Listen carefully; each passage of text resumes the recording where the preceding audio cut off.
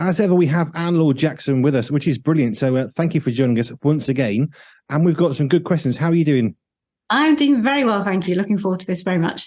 Excellent. Well, let's just jump to the very first question, because it's, if you're watching this video, and I would urge people who are listening, you can watch again, or you can even go to the podcast and listen again later.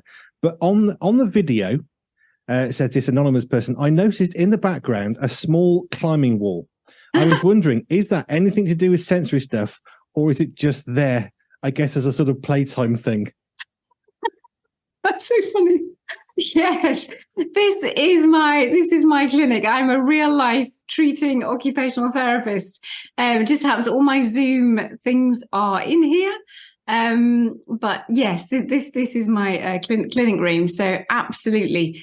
Climbing walls are a brilliant part of helping facilitate sensory integration, because you have to do things without seeing. So you put your hands up and you can't, with your eyes, monitor where your whole body is. So that means your brain has to connect with your joints, with your muscles, with all your other senses to get a bearing of whereabouts you are in space. And then obviously the higher you go, you're stimulating the vestibular system, because the vestibular system picks up gravity. And it's really important that we have that connection and that integration with gravity. So yeah, a climbing wall is one of my favorite pieces of equipment. And did they pick up the IKEA spinny chair as well? No, it was, I'm going to go back to the question. It was just, in the video, I noticed a small climbing wall in the background. Is that anything to do with sensory things? There's a spinny chair as well. No, is that the red one? It is the red one, yeah. So what would classically where would you think, okay, let's go to the climbing wall? What is it you're going to see in summer that you think, okay, this is the tool that I'm going to use to engage better with you, to help you in your needs? What sort of things would typically lead you to the climbing wall? Yeah. The first one is, the most obvious ones are the clumsy children, or the ones that walk into door frames or walls, or need to put their hands out to steady themselves, or need to hold onto a stair rail. Their balance isn't great. They're trying to put on their trousers and they fall over because they don't have that hip stability. They might drop things. They might not have good hand strength. So handwriting is maybe really weak. So we want to strengthen up those fingers. And by pulling and using their whole body weight to pull themselves up, it strengthens those muscles in the hands. So it's about hands. It's about body awareness. If they're a bit kind of floppy, you'll know this is for adults as well as children. Just the tone, not so good. Maybe tolerance, maybe can't walk for very long, don't have the same stamina. But we also use it for those who are really quite anxious and who might get what we call dysregulated pretty easily and pretty quickly, because you use proprioception. We use the muscles and the joints to help bring down those stress levels, those arousal levels in the system. It's very calming, very organizing, and and if they're whizzing up and down, then they get lots of linear vestibular as well, which is another treatment technique that we would use to help regulate the system and integrate the senses. Do other people sneak into your room to use the climbing wall? It's a question I have to ask. You should see all the swings. Someday I shall have all the swings up for you to be able to see for those who watch on video, because they're phenomenal. They are really good, and they're very powerful, very effective for changing the sensory systems. No, that would be good, actually, if we can have a sort of a tour of the things that you use, because you're going to talk about these things, and I can see some things, but understanding the idea of using a swing, to me, is probably not the swing that you've got, because my idea of a swing is potentially quite different. So it'd be great to see what you're actually using and the real devices to the names that you're using. Yeah, because I mean, there's at least 30 swings that I would have for different types of things, according to what I see, the presentation in the individual, according to what their system needs. There's a whole range. Obviously, I really do like normal swings. The swings in a play park, absolutely brilliant. If you've got one, get one. Or if you've got one, use it. If you haven't got one inside, that might be something to consider hanging off your door frame. They're a beautiful piece of equipment. Some people collect stamps and hats, and you collect swings. Here's something I didn't know was a thing to collect. Yeah. My room upstairs is full of them. Yeah, lycra swings that give you a really good squeeze and a squish, and tube tire swings, inner tires of tractors that you can flop over and hang on and hang over, and then you've got big long flat boards that you can lie on and swing yourself when you're lying flat. It's it's great. Sensory integration is all about fun, because that's how our brain develops best, when it's relaxed, when it's enjoying itself, when it's not threatened by the senses around it or anything else. When our body and our brains are in a happy place, there are lovely things that happen. Is that a sort of, well, this is my badly worded version, but is that kind of a distraction therapy sort of idea, that if you're doing one thing, you can train your body to do something different? Is that a really clumsy way of saying it? That's a brilliant way of saying it. No, that's it, again, in its simplest form. We're very good at finding the simple ways of explaining I'm good things. at that. Exactly. That our brain can process things, because a lot of sensory processing, it is subconscious. That's why when anybody calls themselves stupid or lazy or an idiot or all those things, all those negative things that can be said, that we can say over ourselves, it's just like, no. That's why I love it. When we can find if there are sensory issues, it's none of that. It is about your brain, and your brain isn't as content processing, so it gets in the way of things. Wow. Spinny chair. I'm just thinking, sorry, I was just a pause there, actually. I can hear the ambulance in the background. Can you? That's why I paused. Oh, you couldn't hear it. Not really. Right, okay, because I was on a really good flow then. But no, keep going. It's fine. What? Tell me that question again, because it was like...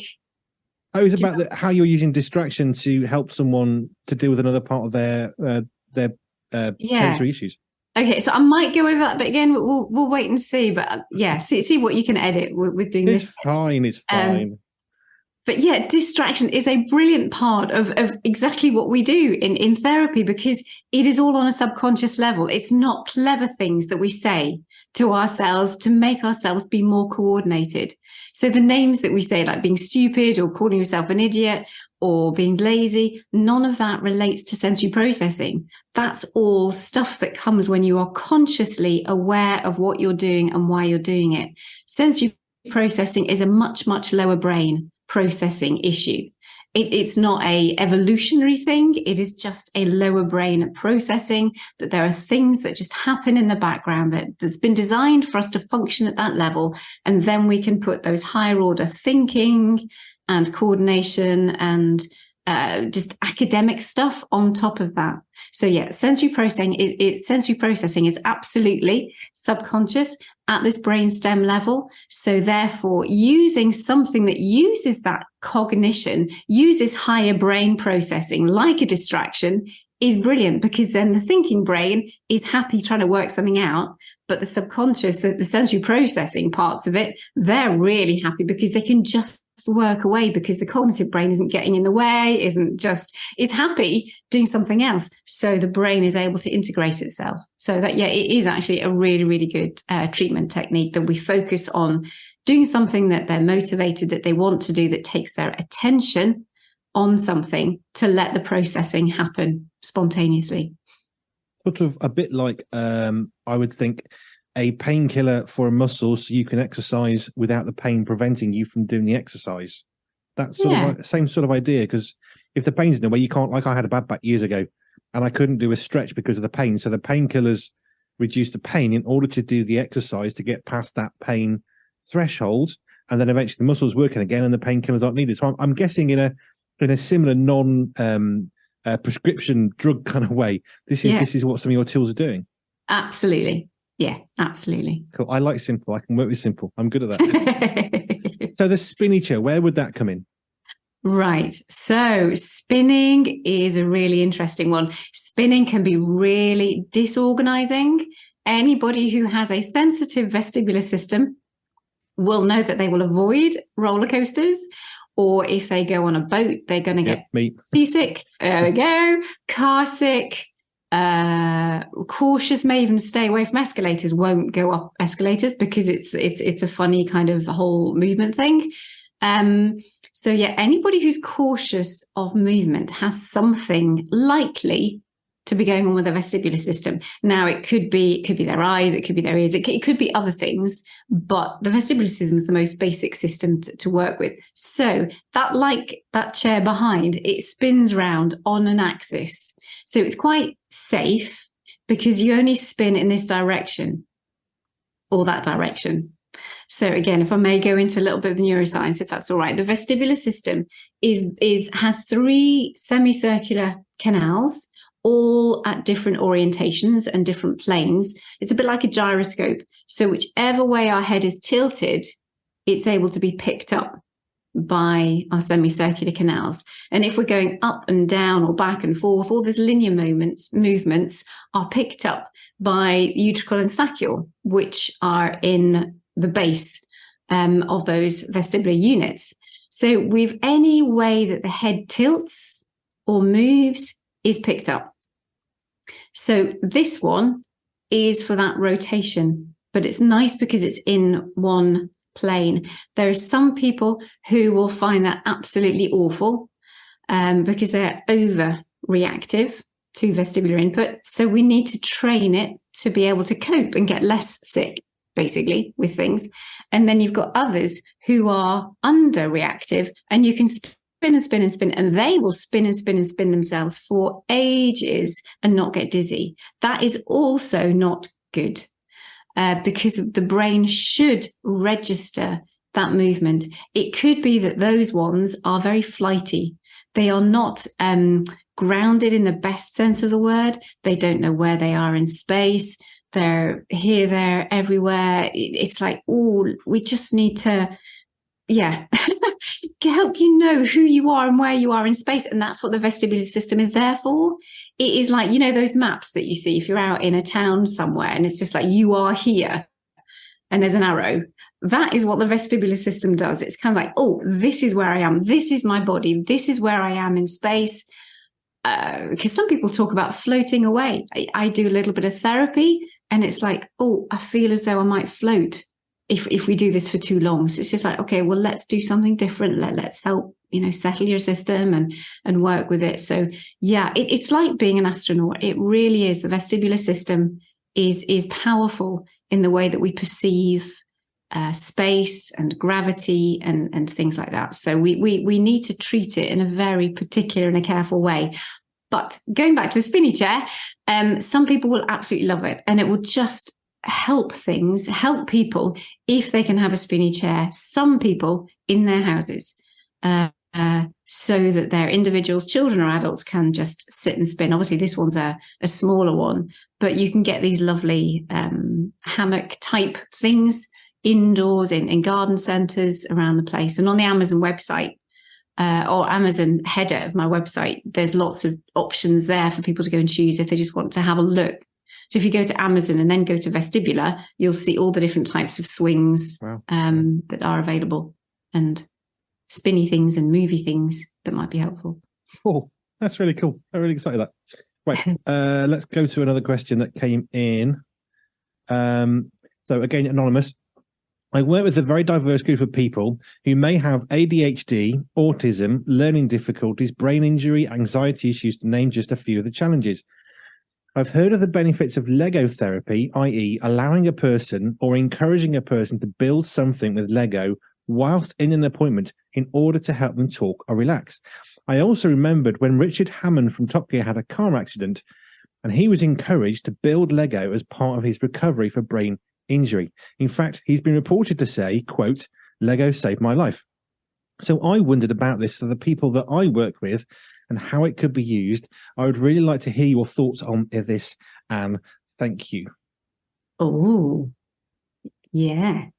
So Lego is absolutely brilliant. I'm not sure about the link between Lego and speech, movement and speech, absolutely, because that's why fairgrounds are the most noisy places out there, because people scream, people talk, they're very alerting because of movement. Movement alerts the brain, so it spontaneously just gives off speech. We start to speak when we move. So those two are a definite and a clinically researched combination of movement enhancing speech.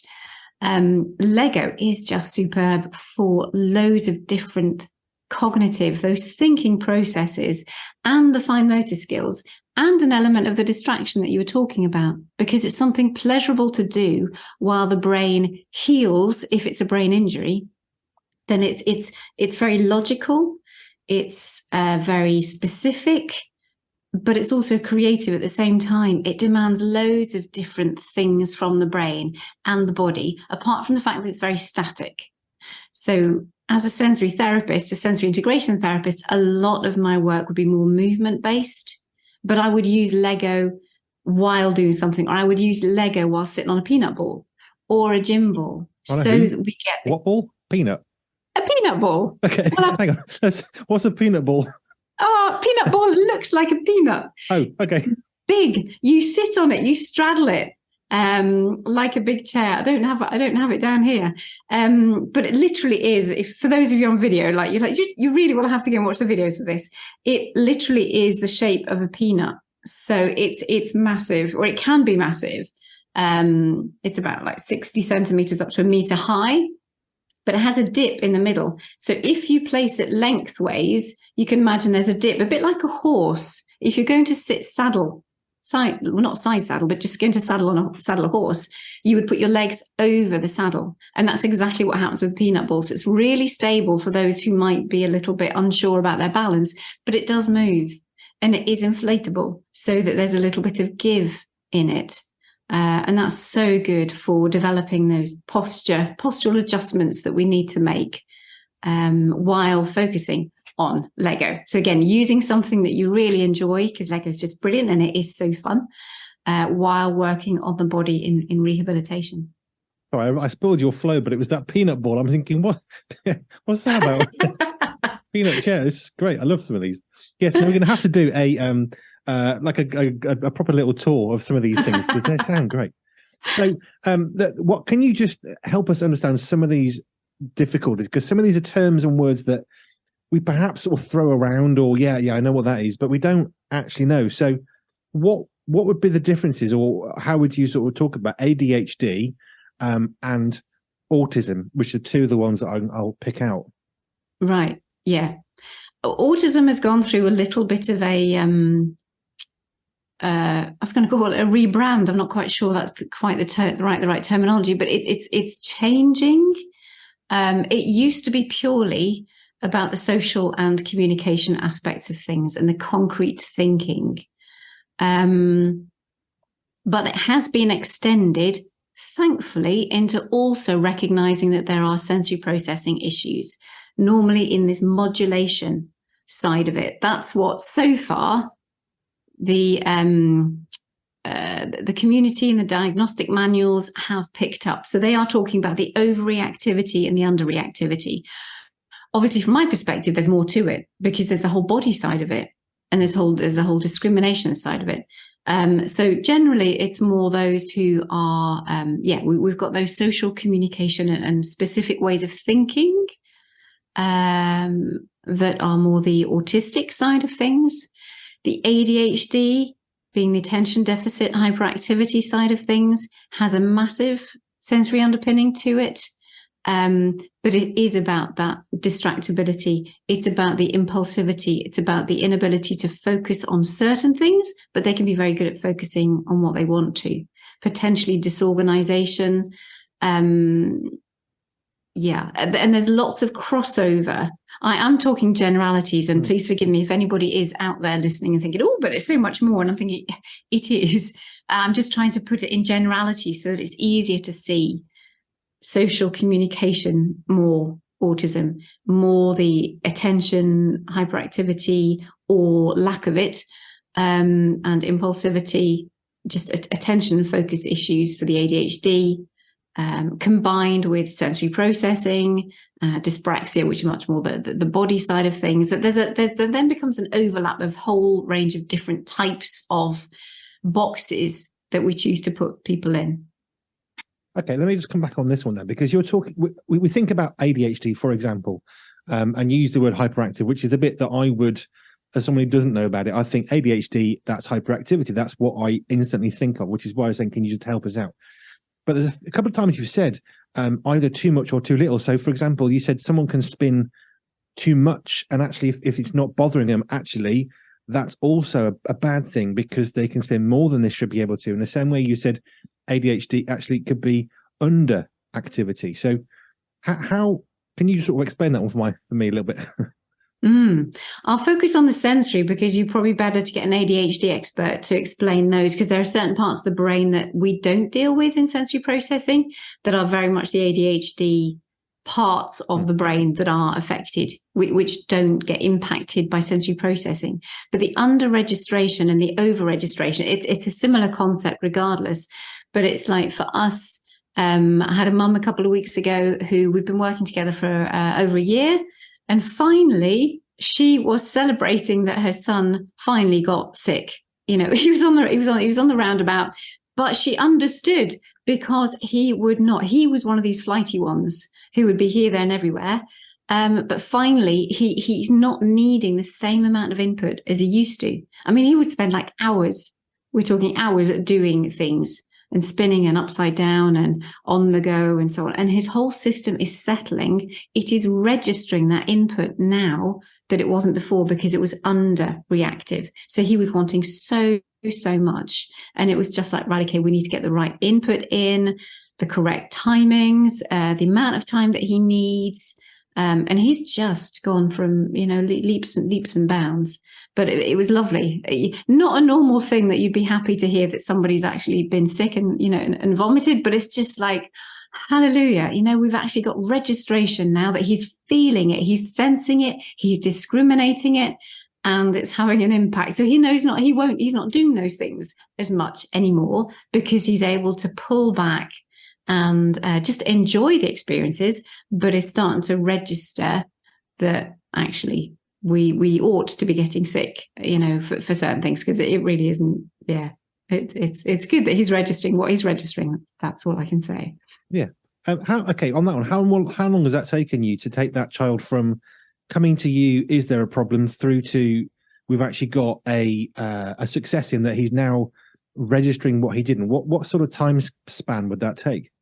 Yeah, for him, it was about a year, 3 months. Now, for some, it can be 6 weeks. I would say that's the earliest. We can start working as far as registration is concerned. That's personally what I've experienced. Now, naturally, this is because I have an online consultation. It's very much in the hands of what the families are prepared to do, what they're able to do, what they can afford to do. So I just point them in the right direction and know the kind of principles that they need to be doing. And then they fit it into their everyday life, because I just think life is stressful enough. You just need to know enough of what is good for their systems and find a way that makes life enjoyable for you and that is fun for everybody involved.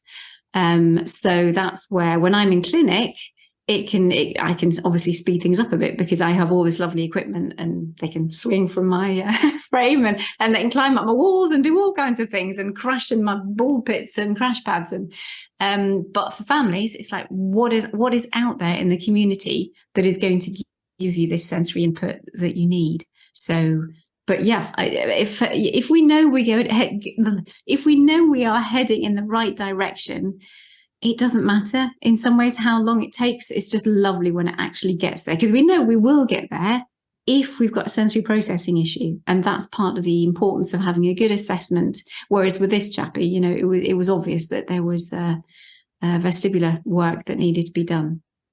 But that comes back to something you've said a few times, that it's helping people where they're at in their own life, because they can come to you and you've got things they will never have a hope of having. Yeah. But trying to find things in their own environment that they can use and continue to use and onwardly use means it's not just this is what you said before, it's not about a sticking plaster, it's about that long-term solution, isn't it? Yeah. Yeah. And that's where I'm hoping in time also. I did a bit a few years ago about looking at the community and the types of clubs, assessing them. So I think I'll be going back to those, taking videos, explaining why gymnastics is so good, why rowing is so good, why rock climbing, and just a whole load of everyday activities that people can do and dissect it for them from a sensory perspective so that I can do the thinking and they can do the applying to their family. Fabulous. I so love doing these. I'm finding this rewarding and encouraging, and it's educational. And I'm hoping that others are finding that. And I know they are, because I get the comments back from people saying this is so good. They really, really are fascinated by what you're saying and how you're helping people. I mean, we've already helped. What is it? A guy with brain trauma from brain cancer. We've helped him with that one. But the one that I was thinking about was this repetitive thing that I saw, and it was a guy. It wasn't dementia, but he'd had it was a very specific form of brain cancer, which then mimicked the symptoms of quite aggressive onset dementia. But one of the things they found is if he can be given a job where he can repetitively do something, it really calmed him and stilled him, because it was something he could easily achieve. It was something static because he was in the same place. And we did some hedges. I went and trimmed some hedges. And his job then was, because we had to, was to trim all those hedges short enough to go in the bin. And that's what he did. And he just stayed there for ages and ages and ages. And he was much calmer. So how is that? Not what's the science, because that's going to go beyond me, but how does that help him to be calmer when he's doing something that I would get frustrated by because it's repeating? That's the bit I get a little bit. Do you know what I mean? Yes. Oh, it's brilliant. And that is why I think we need to be pairing. When I work with adults, it's about pairing how their systems are with the work that is out there. Because when we get a match like that, it is brilliant. But I'll go back to why it's so good. Lots of reasons. First and foremost has to be the physical nature. Presumably he was holding something to cut the hedges, or he was clipping or cutting. I think it was branches that we'd cut, and then he had some secateurs, and he was just cutting them so they could go, they were smaller to actually go inside a bin. Yeah. So what he'll be doing is proprioceptive work. So muscle work, heavy muscle work in particular. And if he had to lift things up and put them down, he's using his body, whereas most of us are desk-based. Lots of us are desk-based. So we're really not. I mean, it doesn't take much to move a mouse. So anytime we can get somebody out in the garden, physically doing something is going to increase the amount of proprioceptive input. Proprioception is an absolute godsend. Like, it's a phenomenal sensory experience and input for calming, for organizing the body, for alerting it when it needs to. Just such lovely input, but primarily a calming focus. So if you go for a walk for an hour or two ourselves, that there's a satisfaction when you come back and you sit down and you get your cup of tea, and it's a fulfillment of having used those muscles effectively. And it's the same for and anything that we can do where we can get muscle involvement. The other side of it for him is that there is with knowing what is expected of him and having it really clear, then anxiety reduces, and they have the satisfaction of being able to do a good job because they know what a good job looks like. They know the height of the hedge. They know how small the bits have to be cut up in order to be taken away or whatever. So it's really, that's very nice. And they can see that they're using all their senses to bring it all together.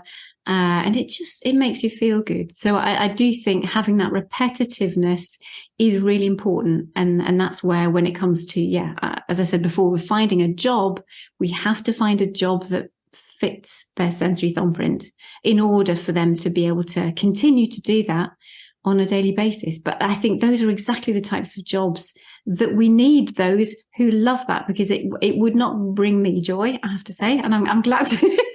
It probably doesn't you either. But for some people, it is. It's like, yes, I love this variety of who we are and how we are. And it's just finding, we're all parts of the same body, aren't we? It's just finding which bits of the body we fit in best, which bits of society that we fit in best to bless society, make us function as well as we can. Fantastic. Well, thank you as ever. It's been a pleasure and delight yet again. But more next week. If you want to watch this again, this will be on YouTube. It'll also be on our website on the catch up, and it'll be on podcast, so you can listen to this or you can watch it to your heart's content. Thank you, Anne. Just give us your website once again. AnneLauraJackson.com. And you can get everything you need from there, which is great. You mentioned stuff on Amazon. They were like, yes. Is that a link from your website? Yeah, if you look at the header on the Yep. website, it just says Amazon, kind of basic. Fine. And in there, there's books, there's things, the touch system, the visual system, all the senses. I've organised it into pots, so you can just go and have a look, just get inspiration from it. If you don't want to buy it from there, just get inspiration and go and find something locally that you might want to get instead. But they're pre-selected resources that are just lovely for feeding into the sensory systems. Because you've done the hard work of working out what is good. There you go. Thank you, Anne. Thank you. Have a great week. Bye for now. Bye-bye.